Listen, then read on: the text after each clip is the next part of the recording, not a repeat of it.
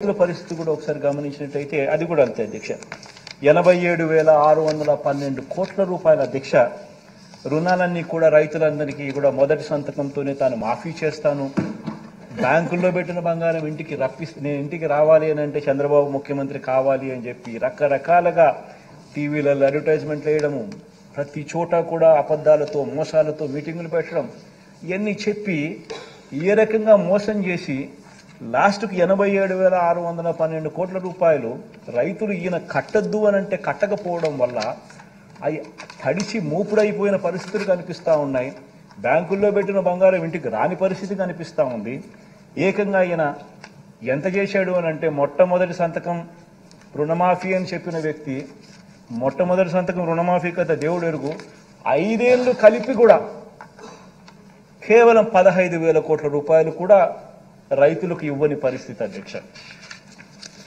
దీంతో రైతులు జీవితాలే నిజంగానే అగమ్యగోచరంగా కూడా తయారైన పరిస్థితులు కూడా మనమంతా మన కళ్ళతోనే మనం చూసాం. బ్యాంకుల్లో పెట్టిన బంగారు ఏ రకంగా వేలం వేయడం కూడా మన కళ్ళారా మనం కూడా చూసాం అధ్యక్ష. అదే మాదిరిగా అధ్యక్ష పొదుపు సంఘాలకు సంబంధించి కూడా అదే పరిస్థితి.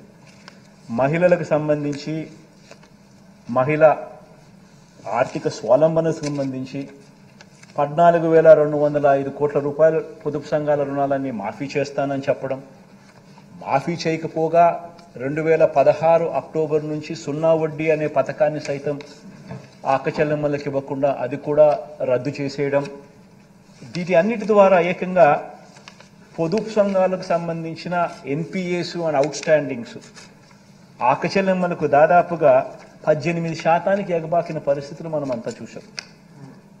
ఏ గ్రేడ్ బి గ్రేడ్ సంఘాలు పూర్తిగా పక్కకి వెళ్ళిపోయి అన్నీ కూడా దిగజారిపోయిన పరిస్థితుల్లో కూడా ఆ సంఘాల పరిస్థితులు మనం గమనించడం. ఇవన్నీ కూడా ఇలాంటి పరిస్థితుల్లో మనం రాష్ట్రాన్ని మన పరిపాలన చేసే కార్యక్రమం మనం ముందుకు వేయాల్సి వచ్చింది. దానికి తగ్గట్టుగానే మహిళలకు సంబంధించి వాళ్ళ కాళ్ళ మీద నిలబెట్టే దిశగా ప్రతి అడుగు కూడా ఇలాంటి పరిస్థితుల్లో వేయాల్సి వచ్చింది అధ్యక్ష.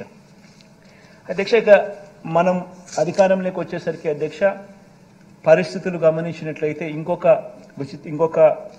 న్యాయమైన పరిస్థితిలో మనం ఎక్కడ అధికారంలోకి వచ్చినామంటే అధ్యక్ష రాష్ట్ర విభజన తర్వాత ఇప్పటికీ కూడా అధ్యక్ష మనం ఎదుర్కొంటున్న అనేక ఇబ్బందుల్లో అధ్యక్ష మనల్ని వెంటాడుతా ఉన్న రెవెన్యూ లోటును, ఆ రెవెన్యూ లోటుకు మూలాలను కూడా ఒకసారి గమనించినట్లయితే అధ్యక్ష 60 ఏళ్లుగా అధ్యక్ష మనమంతా కూడా కలిసికట్టుగా ఉమ్మడి ఆస్తిగా నిర్మించుకున్న హైదరాబాద్ నగరం అధ్యక్ష. It's an economic power house అధ్యక్ష.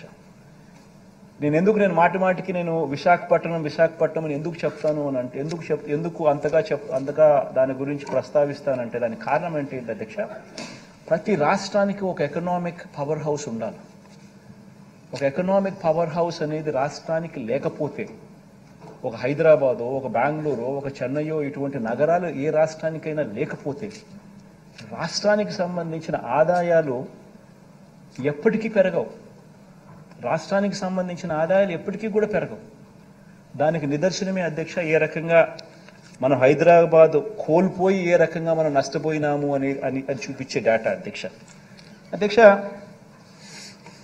విభజన కారణంగా అధ్యక్ష ఒకసారి గమనించినట్లయితే అధ్యక్ష దాంట్లో ఆ స్లైడ్ గమనించినట్లయితే అధ్యక్ష విభజన కారణంగా అధ్యక్ష స్థూల ఉత్పత్తి పరంగా అంటే జిఎస్డిపి పరంగా ఒకసారి గమనించినట్లయితే కంబైన్డ్ రాష్ట్రానికి సంబంధించిన జిఎస్డిపి 17,31,148 కోట్లు 2018-19లో ఉంటే 50% మనకు తెలంగాణకు ఇంకొక 50% కనిపిస్తూ ఉంది.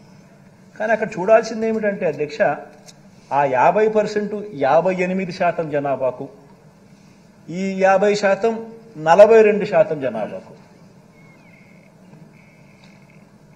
ఇది చాలా చాలా ఇంపార్టెంట్ అంశం అధ్యక్ష.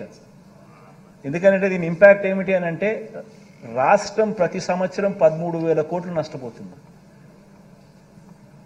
58% జనాభాకు 50% జిఎస్డిపిలో వాటా, ఇంకొక 50% వాటా 42% జనాభాకు. The impact of that is రాష్ట్రం 13,000 కోట్ల రూపాయలు నష్టపోతా ఉన్న పరిస్థితి ప్రతి సంవత్సరం. ఇంకా ఒక సైడ్ గమనించినట్టయితే అధ్యక్ష, జనాభా చూస్తే మంది 5,14,00,000, 2018-19 తెలంగాణలో 3,63,00,000. అది జనాభా పరంగా కనిపిస్తూ ఉంది. రాష్ట్ర విభజన వల్ల అధ్యక్ష తలసరి ఆదాయం తగ్గిపోయింది. తలసరి ఆదాయం అధ్యక్ష రాష్ట్ర విభజన వల్ల తెలంగాణలో 2,36,000 తలసరి ఆదాయంగా అక్కడ వాళ్ళకుంటే మన ఆదాయం 1,69,000 మాత్రమే ఉన్న పరిస్థితి మనకు కనిపిస్తూ ఉంది, మన తలసరి ఆదాయం. అధ్యక్ష అదే రకంగా అధ్యక్ష స్టేట్స్ ఓన్ ట్యాక్స్ రెవెన్యూస్ అంటే రాష్ట్రానికి ట్యాక్సుల రూపాన వచ్చే ఆదాయాన్ని కూడా ఒకసారి గమనించినట్లయితే అది కూడా చూస్తే అధ్యక్ష 2018-19కి వచ్చేసరికి ఆంధ్ర రాష్ట్రం 58% జనాభా పెట్టుకుని స్టేట్స్ ఓన్ ట్యాక్స్ రెవెన్యూస్ 58,000 కోట్లు అయితే తెలంగాణ 42% జనాభా పెట్టుకుని వాళ్ళ స్టేట్స్ ఓన్ రెవెన్యూస్ 65,000 కోట్లు.